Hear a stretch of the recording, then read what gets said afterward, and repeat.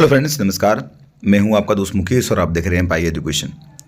दोस्तों, आज मैं इस वीडियो के माध्यम से 69 शिक्षक भर्ती के बारे में आज की एक और बड़ी अपडेट देने के लिए जा रहा हूं। वीडियो को पूरा देखिएगा और जो पूरी रिपोर्ट है जो यहाँ पर मैं आपको दिखाने के लिए जा रहा हूँ, इस रिपोर्ट को पूरा समझिएगा, क्योंकि आप जानते हैं कि ये बहुत ही बड़ा मुद्दा है, उत्तर प्रदेश का हाईलाइटेड मुद्दा है।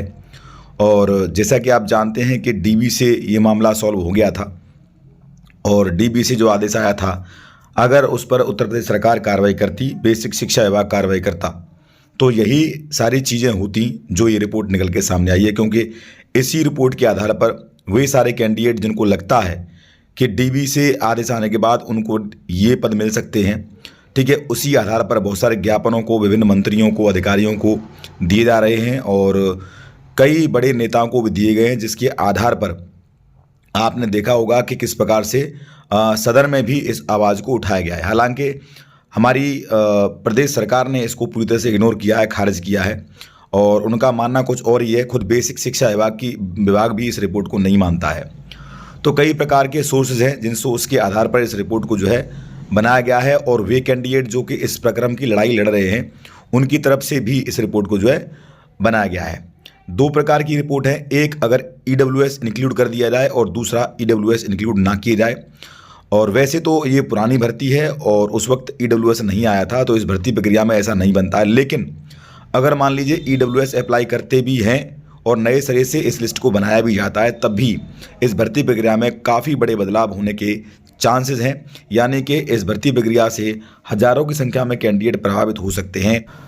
अब कितने कैंडिडेट इस भर्ती प्रक्रिया में ये आदेश लागू होने से, मान लो सुप्रीम कोर्ट से अगर ये आदेश बहाल हो जाता है, डीबी से जो आदेश आया था, तो इसमें कितने प्रभावित कैंडिडेट जो प्रभावित हो सकते हैं, कितनों को नौकरी मिल सकती है, कौन बाहर जा सकता है, कौन अंदर आ सकता है, ये पूरी रिपोर्ट इस वीडियो के माध्यम से मैं आपको प्रोवाइड कराने के लिए जा रहा हूँ। चलिए शुरुआत करते हैं।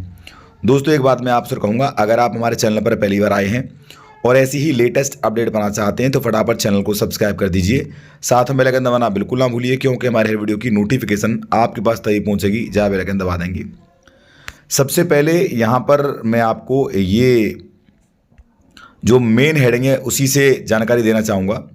उत्तर प्रदेश में 69 सहायक अध्यापक भर्ती से रिलेटेड ये अपडेट है ही। हाईकोर्ट आदेश के बाद दोबारा सूची निर्माण पर क्या बदलाव होगा और क्या प्रभाव पड़ेगा, इसको लेकर प्रमाणिक रिपोर्ट है। कई सारे मीडिया सोर्सेस, ठीक है, और कई सारी चीज़ें जो अब तक कोर्ट में देखने को मिली हैं, ठीक है, बहुत सारे पॉइंट्स जिनको लेकर जो है विभिन्न जिलों से सूची कलेक्ट करके जो पॉइंट्स बनाए गए हैं, उनके आधार पर ये रिपोर्ट जो है आई है। और ये रिपोर्ट उन्हीं कैंडिडेट ने बनाई है जो कैंडिडेट इस प्रक्रम को लेकर सुप्रीम कोर्ट में आज लड़ रहे हैं और सुनवाई जो है अंतिम चरण में है। देखिए, एक बात मैं आप ज़रूर कहना चाहूँगा कि अभी सुप्रीम कोर्ट का आदेश नहीं आया है। वहाँ से जब आदेश आएगा उसके बाद में ही उत्तर प्रदेश सरकार आगे कोई कार्रवाई बढ़ाएगी या बेसिक शिक्षा विभाग आगे कोई कार्रवाई बढ़ाएगा। लेकिन ये जो लीगल रिपोर्ट है, ये डीबी से जो आदेश आया था, अगर वो लागू होता है, ठीक है, तो इसमें क्या इफेक्ट पड़ता है, ये जानकारी यहाँ पर उस लीगल टीमों के माध्यम से दी गई है जो लीगल टीमें इस लड़ाई को लेकर लड़ रही हैं। तो यहाँ पर आप देख सकते हैं उत्तर प्रदेश में 69 सहायक अध्यापक भर्ती यानी कि प्राइमरी स्तर की जो भर्ती प्रक्रिया है, एक लंबे विवाद का शिकार रही है। यह भर्ती 2018-19 में शुरू हुई थी, आप जानते हैं, जिसमें कुल 4,31,000 अभ्यर्थियों ने आवेदन किया था। मुख्य विवाद आरक्षण नियमावली जो हैं उनको लेकर था। बेसिक शिक्षा नियमावली 1981 और उत्तर प्रदेश लोक सेवा आयोग आरक्षण अधिनियम 1994 के उल्लंघन पर केंद्रित रहा है। विशेष रूप से ओबीसी 27%, एससी 21%, एसटी 2% और ईडब्ल्यूएस 10%। हालांकि ईडब्ल्यूएस बाद में इसमें इंक्लूड हुआ है। शुरुआत से अगर हम देखें तो ये ईडब्ल्यूएस इसमें नहीं था, लेकिन अगर इसको इंक्लूड भी कर लेते हैं तब भी कहीं ना कहीं ये पॉइंट भी हाईलाइटेड है। ये प्रक्रम भी आप जानते हैं कोर्ट में लगा हुआ है। इलाहाबाद हाई कोर्ट ने आरक्षण घोटाले को मानते हुए चयन सूची रद्द करके नई सूची बनाने का आदेश दिया था, लेकिन सुप्रीम कोर्ट ने इस पर रोक लगा दी। वर्तमान स्थिति यानी अगर हम 29 नवंबर आज की अगर बात कर लेते हैं, इस तारीख तक मामला सुप्रीम कोर्ट में लंबित है, जहां 14 माह में कुल 23 सुनवाइयां हो चुकी हैं। हालांकि आप जानते सुनवाई तो एक ही हुई है, बाकी 22 तो तारीखें मिली हैं। उत्तर प्रदेश सरकार ने अभी तक कोई अंतिम अपील दाखिल नहीं की है और आरक्षित वर्ग के अभ्यर्थी लगातार प्रदर्शन कर रहे हैं। यदि हाईकोर्ट का आदेश लागू होता है, सुप्रीम कोर्ट से अगर इसको लेकर मंजूरी मिल जाती है तो नई सूची में बड़े बदलाव संभावित हैं। यह रिपोर्ट विश्वसनीय सूत्रों, जैसा कि आप यहाँ देख सकते हैं, समाचार पत्र हैं और कोर्ट ऑर्डर हैं, एक्स रिपोर्ट्स हैं, पोस्ट वगैरह हैं, उन पर आधारित हैं। ठीक है, अगर बात कर लेते हैं तो भर्ती की शुरुआत दिसंबर 2018 में हुई थी, आप जानते हैं। परीक्षा जनवरी 2019 में हुई थी। जून 2020 में पहली चयन सूची लगभग 51,300 पदों पर जो जारी हुई थी। जनवरी 2022 में अतिरिक्त 6800 आर्ट्स वर्ग की सूची भी आई थी, आप जानते हैं, लेकिन उस पर अभी नियुक्ति नहीं हुई है और डीवीसी खारिज भी हो गई है। विवाद कारण क्या है? आर्ट्स श्रेणी के योग्य अभ्यर्थी 65% प्लस वाले कैंडिडेट जो है 18,988 को सामान्य वर्ग में स्थानांतरित यानी माइग्रेशन नहीं किया गया, जिसके बजाय ओबीसी एससी सीटों को गलत तरीके से सामान्य में कन्वर्ट कर दिया गया और इसमें लगभग 19,000 सीटों पर आरक्षण घोटाला साबित हुआ।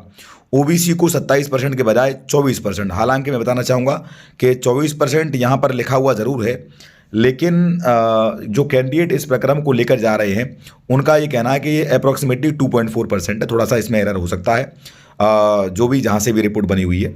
और एससी को 21% के बजाय मात्र 16.6% जो है मिला है। अब हाई कोर्ट का जो फैसला था वो क्या था? मार्च 2023 सिंगल बेंच ने 2020 की सूची पर पुनर्विचार का आदेश दिया था।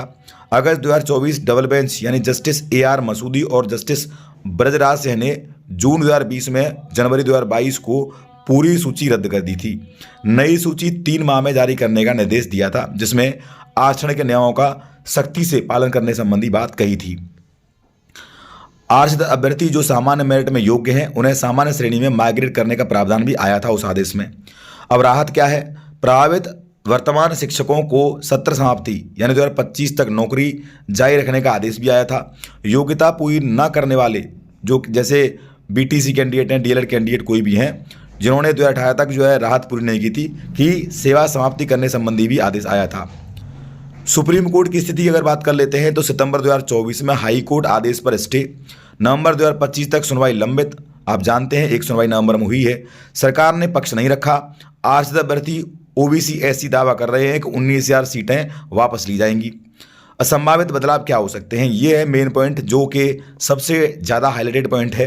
हाईकोर्ट के आदेशानुसार नई सूची 2019 परीक्षा के आधार पर बनेगी, लेकिन आरक्षण को प्राथमिकता देकर कुल 69 पदों में आरक्षण ब्रेकअप किस प्रकार से हुआ है।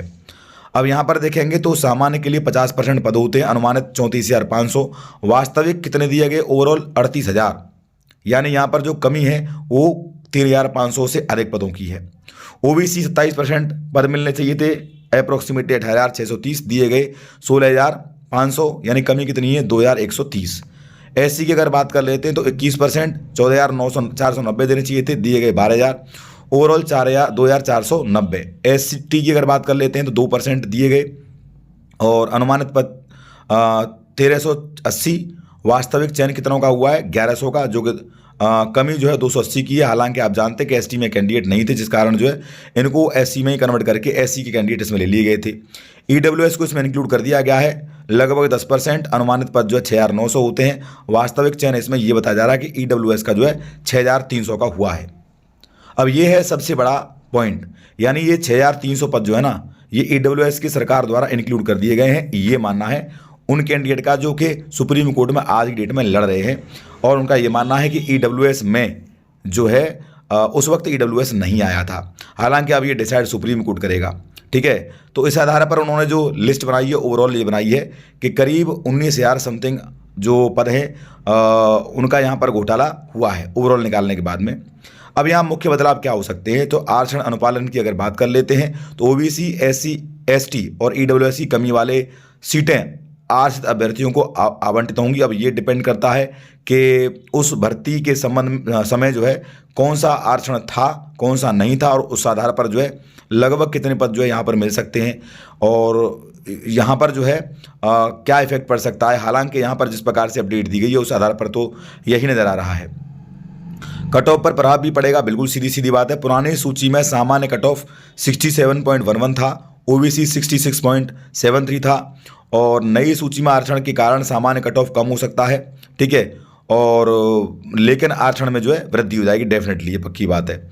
अगर हम बात करें अतिरिक्त प्रभाव की तो मई 2025 से योग्यता पूरी न करने वाले लगभग 5 से 7 हज़ार शिक्षकों की छंटनी हो जाएगी। कुल 1700 शेष पदों पर तत्काल भर्ती भी संभव है। राजनीतिक अगर सामाजिक प्रभाव की अगर बात कर लेते हैं, जिस प्रकार से लगातार जो है बहुत सारे राजनीतिक दल इसमें कनेक्टेड हैं, तो उनका भी यही मानना है कि इसमें ओवरऑल 18 से 19 हज़ार पदों पर जो है अनियमितता हुई है और ये पद जो है इन कैटेगरी वाले कैंडिडेट्स को मिलने चाहिए। ठीक है, तो यहाँ पर कई सारी चीज़ें जो है कही जा रही हैं। अब इसका कारण क्या है? नई सूची में आरक्षित अभ्यर्थी प्राथमिकता पाएंगे। हाई कोर्ट ने स्पष्ट किया है कि आरक्षित सीट को सामान्य में कन्वर्ट नहीं किया जा सकता है। एक्स पर अभ्यर्थी संगठनों जैसे 69 शिक्षक भर्ती संगठन की अगर बात कर लेते हैं तो उन्होंने ये बात कही है कि 18,000 के समथिंग पद जो गलत तरीके से भरे गए हैं। राहत की अगर बात कर लेते हैं तो सुप्रीम कोर्ट स्टे के कारण फिलहाल कोई छंटनी नहीं हुई है। यदि आदेश लागू होता है तो सत्र समाप्ति तक यानी मार्च 2026 तक नौकरी उनकी सुरक्षित रह सकती है। उसके बाद पुनर्वास योजना संभव है, यानी सरकार ने जिस प्रकार से उनसे कहा है कि हम इस सूची पर अगर मान लो ऐसा कोई आदेश आता है तो ऐसे कैंडिडेट जो इसमें चयनित हैं उन पर कोई खास इफेक्ट नहीं पड़ने देंगे, उनको बचाए रखा जाएगा और किसी अन्य तरीकों या कोई रास्ता अपना कर जो है ऐसे कैंडिडेट को नियुक्ति दे दी जाएगी जो इस क्राइटेरिया में आ सकते हैं। अब यहाँ पर आप देख सकते हैं कितनों की नई एंट्री हो सकती है, तो अनुमान 19,000 से 20,000 के समथिंग यहाँ पर जो है नई एंट्रियाँ हो सकती हैं, जिसमें 10,000 के समथिंग ओबीसी एससी की अगर बात कर लेते हैं और 2,000-3,000 के समथिंग एसटी ईडब्ल्यूएस की बात कर लेते हैं। हालांकि इस रिपोर्ट में एसटी ईडब्ल्यूएस का जो है कुछ अभी भी आप जानते हैं कि राउंड ऑफ चल रहा है। कारण यह है कि एसटी के पद नहीं है और माफ़ कीजिएगा एसटी के कैंडिडेट नहीं है। और ईडब्ल्यूएस की अगर बात कर लेते हैं तो ईडब्ल्यूएस को लेकर बहुत सारी चीज़ें अभी तक हाईकोर्ट में तो नेगेटिव हुई हैं, उनकी फेवर में कोई आदेश नहीं आया है। सुप्रीम कोर्ट से अगर मान लो कुछ ऐसा आ जाता है तो ये पद यहाँ पर जो है ऐड हो सकते हैं, अदरवाइज की स्थिति में ये पद ऊपर ही चले जाएंगे। 65% प्लस वाले 18,988 आरक्षित वर्ग के कैंडिडेट जो है उनको यहाँ पर प्राथमिकता मिल सकती है। कारण क्या है? पुरानी जो सूची है रद्द होने से रिक्तियां भरी जाएंगी और बहुत सारे अभ्यर्थी एक्स पर या फेसबुक पर या अन्य जगहों पर जो इसको लेकर ट्वीट कर रहे हैं। और जो आपका उत्तर कुंज वाला मामला है जिसमें 1 अंक को लेकर जो आप जानते हैं आदेश पहले से ही आ चुका है, उसमें भी अप्रोक्सीमेटली 1700 से ज़्यादा पद जो है भरे जाने हैं और इसको लेकर भी पहले से ही लगातार छात्र जो लड़े रहे हैं, लेकिन सरकार जो है सुप्रीम कोर्ट का हवाला देकर उनको अभी तक नियुक्ति नहीं दी है। चुनौतियां क्या है? सुप्रीम कोर्ट निर्णय के बाद ही प्रक्रिया शुरू होगी। यदि स्टे हटे तो 3 से 6 माह में नई सूची बन जाएगी और अगर स्टे नहीं हटी और वहां से अगर कोई आदेश आता है तो उसके आधार पर कार्रवाई होगी। वर्तमान स्थिति के बारे में तो आपको सारी चीज़ें जानकारी हैं ही, तो मैं इस विषय पर आपको कोई खास जानकारी नहीं दूंगा।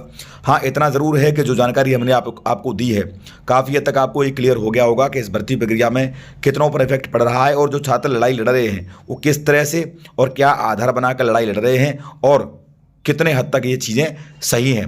सबसे बड़ी बात यह है कि जो पुरानी सूची बनी है उसमें इन छात्रों का मानना ये भी है कि सरकार ने कहीं ना कहीं अगर देखा जाए तो उसको क्लियर नहीं किया या ओपन नहीं किया है कि ईडब्ल्यूएस इस भर्ती प्रक्रिया में दिया गया है, लेकिन गवर्नमेंट की ओर से या बेसिक शिक्षा विभाग की ओर से ईडब्ल्यूएस के पदों को यूआर में ही काउंट कर लिया गया, जिस कारण जो है यूआर की कट ऑफ जो है वो और नीचे आ गई है, या यूँ कहें कि वहाँ पर यूआर के पद जो है बढ़ गए हैं, बाकी जो कैटेगरी है उनके पद जो है घट गए हैं। ठीक है, ये तो रिपोर्ट रही बहुत सारे सोशल प्लेटफॉर्म से या अन्य जो अब तक लड़ाई लड़ी जा रही हैं, बहुत सारे कैंडिडेट जो लड़ रहे हैं उनकी तरफ से जो बनाई गई है उस आधार पर। बाकी अभी देखिए मैं आपको बताना चाहूँगा कि अभी सुप्रीम कोर्ट का आदेश नहीं आया है, क्योंकि सुप्रीम कोर्ट में सुप्रीम कोटि के और सुप्रीम लेवल के जजेज हैं जो इस प्रकरण को सुन रहे हैं, वो हमसे ज़्यादा बेहतर जानते हैं, सभी से ज़्यादा बेहतर जानते हैं। वहाँ से जो भी आदेश आएगा वही सर्वमान्य होगा। हाँ, ये एक छोटी सी रिपोर्ट थी जिसके बारे में मैंने आपको यहाँ पर एक विशेष रिपोर्ट जो प्रोवाइड करा दी है। उम्मीद करते हैं हमने अब तक आपको जानकारी जो दी है काफ़ी आपको चलेगी होगी। इसके लिए वीडियो लाइक करेंगे और दोस्तों का शेयर जरूर करेंगे। Thank you friends.